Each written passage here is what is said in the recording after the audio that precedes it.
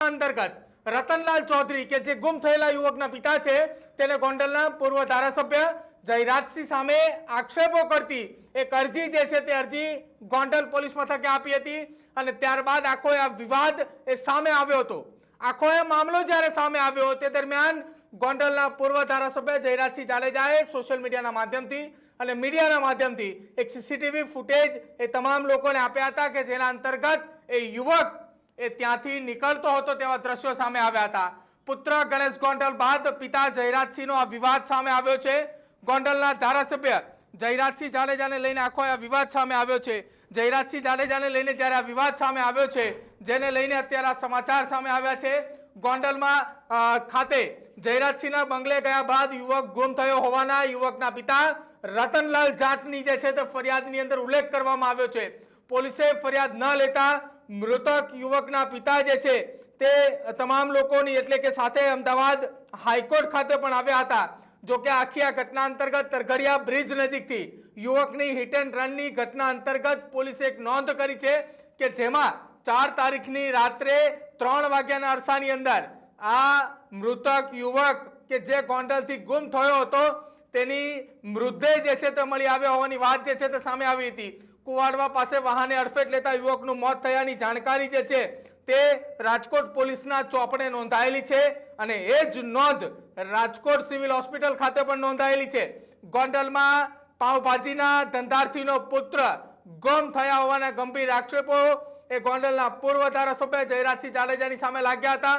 જો કે અત્યારે આ સમગ્ર મામલે રાજસ્થાનના સાંસદ હનુમાન બેલીવાલાએ ટ્વીટ કર્યું છે અને ટ્વીટ કરીને તેમણે તપાસની પણ માંગ કરી છે કે આખી આ ઘટના સંદર્ભે જે ઘટના ગોંડલ ખાતે બની હતી તેની તપાસ થવી જોઈએ આ પ્રકારની વાત કરવામાં આવી હતી। મારી સાથે મારા સહયોગી ભાવિક સૂત્રા જોડાયા છે। ભાવિક, ગોંડલથી 3 તારીખના રોજ એક યુવક રહસ્યમય રીતે ગુમ થાય છે। ગુમ થયા બાદ ગોંડલના પૂર્વ ધારાસભ્ય જયરાજસિંહ જાડેજાની સામે આક્ષેપ લાગે છે અને હવે આખી આ ઘટનામાં એવી વાત સામે આવી છે કે 4 તારીખના રોજ મોડી રાત્રે એક અકસ્માત થયું, હિટ એન્ડ રનની ઘટના બની અને એમાં આ યુવકનું ઘટના સ્થળે જ મૃત્યુ થયું હતું। પ્રદીપ, ચોક્કસથી જ છેલ્લા 4-5 દિવસથી ગોંડલની અંદરથી આ મુદ્દો સામે આવી રહ્યો છે ને એવા આરોપો લાગ્યા છે કે જયરાજસિંહ જાડેજા અને તેમના માણસોએ એક વ્યક્તિની માર્યો છે, માર મારવામાં આવ્યો છે, એમના પર આરોપ લગાડવામાં આવ્યા હતા। જે યુવક ગુમ થયો હતો તે યુવક યુપીએસસી ની તૈયારી કરતો હતો। એમના પિતા છે એ ત્યાં ગોંડલમાં લગભગ 20 વર્ષથી પાવભાજીનો એ લારીનો ધંધો કરે છે અને એવા આરોપો લાગ્યા હતા કે જયરાજસિંહ જાડેજા કે જેમણે મારા દીકરાને પોતાના ઘરમાં લઈ જઈને ત્યાં ઢોર માર મારવામાં આવ્યો છે। શું કઈ હકીકત છે હજી સામે નથી આવી પ્રદીપ, પરંતુ મહત્વની વાત એ છે કે આરોપ લાગ્યા છે હજુ, પરંતુ આરોપ લાગતાની સાથે જયરાજસિંહ જાડેજા કે જેમણે સીસીટીવી ફૂટેજ પણ જાહેર કરી દીધા હતા અને સીસીટીવી ફૂટેજમાં સ્પષ્ટ દેખાઈ રહ્યું છે કે યુવક ત્યાંથી પસાર થઈ રહ્યો છે અને હવે આખો આ મામલો છે તે ખૂબ ગરમાયો છે અને આ આખા મુદ્દે હવે સાંસદ છે હનુમાન બેલીવાલા એમણે પણ ટ્વીટ કરીને આ માંગ કરી છે કે આની તપાસ થવી જોઈએ અને જો તપાસ થાય એટલે હજુ તો આ મુદ્દો ચાલુ હતો તે સુધીમાં એક ગુમ થયાની ફરિયાદ નોંધાઈ હતી, પરંતુ ગત મોડી રાત્રે એવા સમાચાર સામે આવે છે કે રાજકોટના કુવાડવા નજીકથી એક યુવકની લાશ મળી આવે છે। લાશ મળી આવતા ખળભળાટ મચી ગયો કે આ લાશ એ જ યુવકની છે કે જે યુવક યુપીએસસી ની તૈયારી કરતો હતો, ગુમ થયાની ફરિયાદ નોંધાઈ હતી।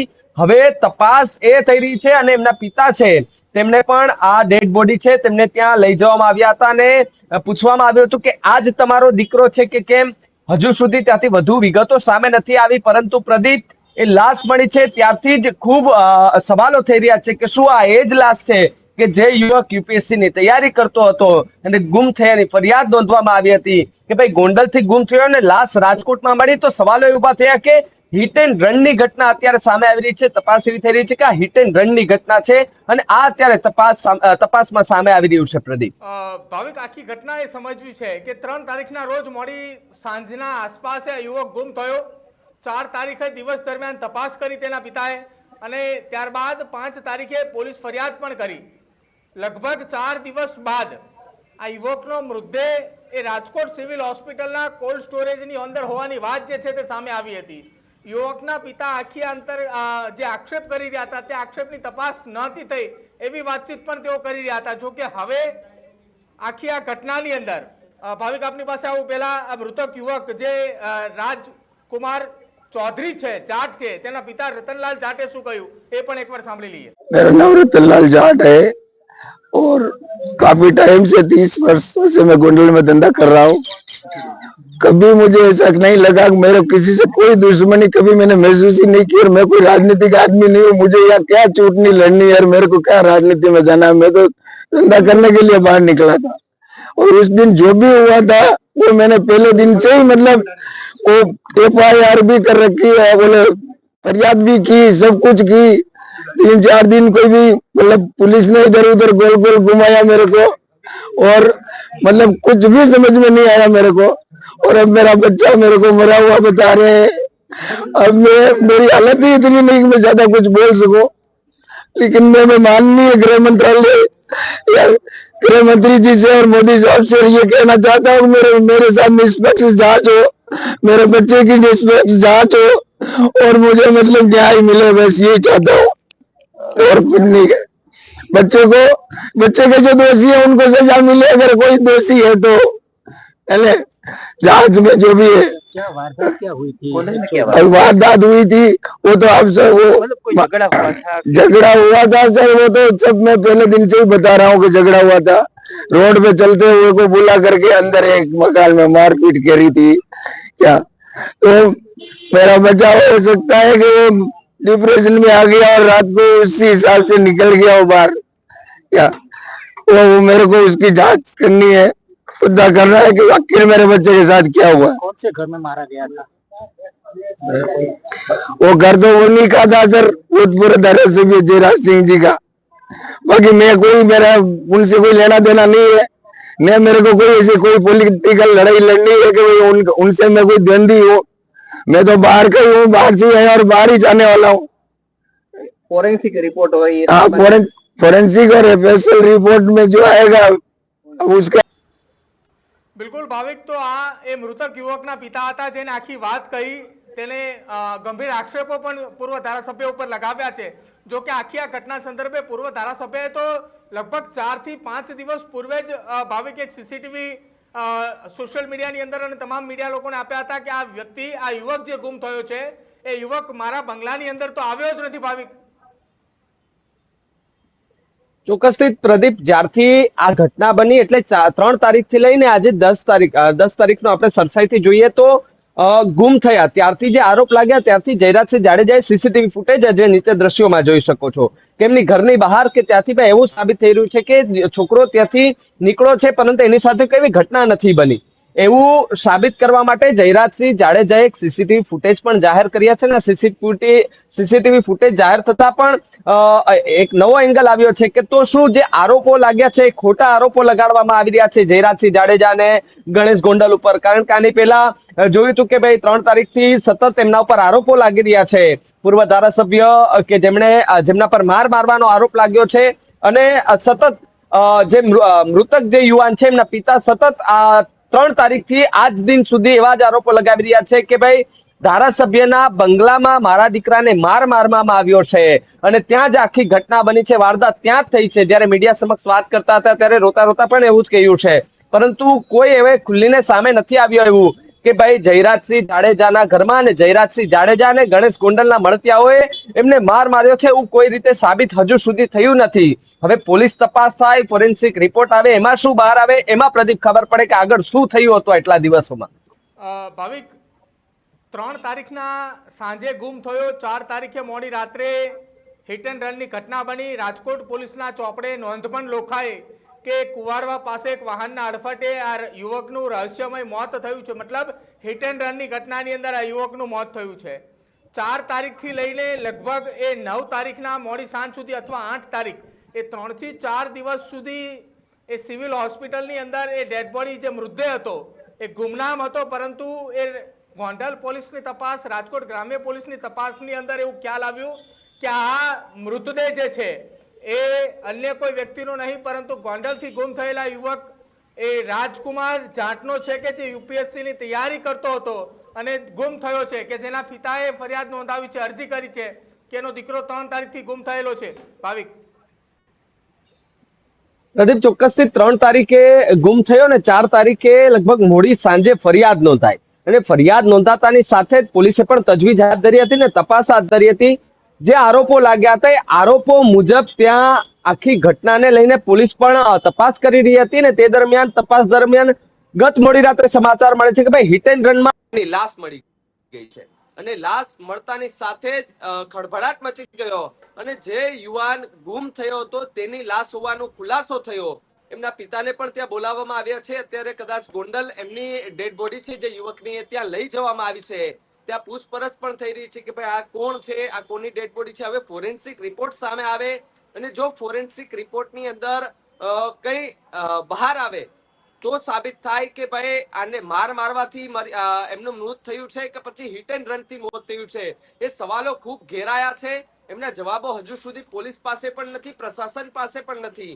હવે જો કદાચ એવા કોઈ સીસીટીવી ફૂટેજ તપાસ કરવામાં આવે કે ભાઈ રાજકોટની આજુબાજુથી જ્યાંથી લાશ મળી આસપાસના વિસ્તારોમાં જો સીસીટીવી તપાસવામાં આવે, સ્થાનિક લોકોને પૂછપરછ કરવામાં આવે પોલીસ દ્વારા, તો ખબર પડે પ્રદીપ કે આખી ઘટના શું બની હતી ને યુવકની લાશ ત્યાં કઈ રીતે પહોંચી ને ત્યાં અકસ્માત થયો હતો કે કેમ, એ હવે તપાસમાં બહાર આવે તો ખબર પડે. પ્રદીપ, બિલકુલ ભાવિક, આખી આ ઘટનાની અંદર એ પણ સમજવું છે કે રાજસ્થાનના સાંસદ હનુમાન બેલીવાલાએ ટ્વીટ કર્યું છે. તેને એવું કહ્યું છે કે આ ઘટનાની અંદર યોગ્ય તપાસ થવી જોઈએ. તપાસની પણ માંગ કરી છે અને તપાસની માંગ એટલા માટે કરી છે કે એમને એવું લાગ્યું છે કે આખી આ ઘટના સંદર્ભે જે રાજસ્થાનના જાટ સમાજનો યુવક કે જેનો મૃતદેહ મળ્યો છે એની આખી આ ઘટનાની અંદર કોઈ રહસ્ય ઘેરાઈ રહ્યું છે, એટલા માટે કંઈક તપાસની માંગ કરી છે એમને.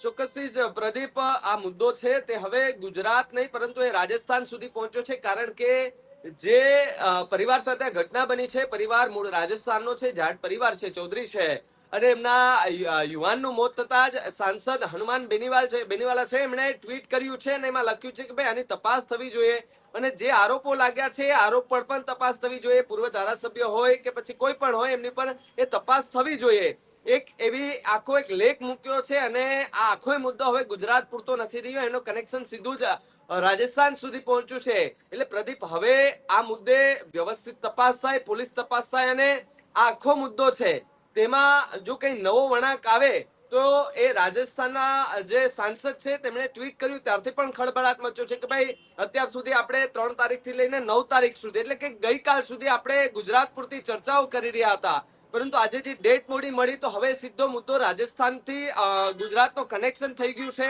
રાજસ્થાનના સાંસદ પણ હવે ટ્વીટ કરીને કહી રહ્યા છે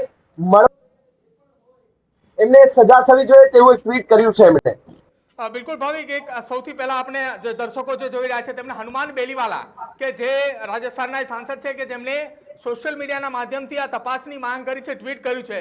તેમણે હિન્દીની અંદર આખું ટ્વીટ કર્યું છે. તેમણે કહ્યું છે, મેં प्रधानमंत्री श्री नरेंद्र मोदी और केंद्रीय गृह मंत्री अमित शाह, गुजरात के राज्यपाल आचार्य देवव्रत जी से गुजरात के मुख्यमंत्री भूपेंद्र पटेल का ध्यान गुजरात के राजकोट में गोंडल विधानसभा क्षेत्र में राजस्थान के भीलवाड़ निवासी युवक राजकुमार जाट की हत्या के मामले की तरफ आकर्षित करने के बाद इस मामले में सीबीआई जांच की मांग करता हूं. आखी आ घटनाની અંદર सीबीआई तपासની માંગ કરી રહ્યા છે. સાથે તેમણે એ પણ કહ્યું છે कि एक बाहुबली पूर्व विधायक तथा उनके परिवार का नाम इस हत्याकांड में सामने आ रहा है. जाट समाज के युवा की हत्या को बर्दाश्त नहीं किया जाएगा. इस प्रकरण को लोकसभा में उठाऊंगा. मेरी गुजरात में रहे समाज के बंधुओं से अपील है कि संकट में इस परिवार की मदद करें और न्याय की लड़ाई में उनके साथ रहे. मैं गुजरात पुलिस के डीजीपी को कहना चाहता हूं कि गुजरात पुलिस इस परिवार को अनैतिक दबाव नहीं बनाए. इस हत्याकांड के मामले में तत्काल एफआईआर दर्ज होनी चाहिए और दोषियों के खिलाफ कठोर कानूनी कार्यवाही होनी चाहिए. प्रधानमंत्री जी एवं केंद्रीय गृह मंत्री जी से अपेक्षा है कि गुजरात में जाट समाज के युवा की हत्या के मामले में त्वरित संज्ञान ले.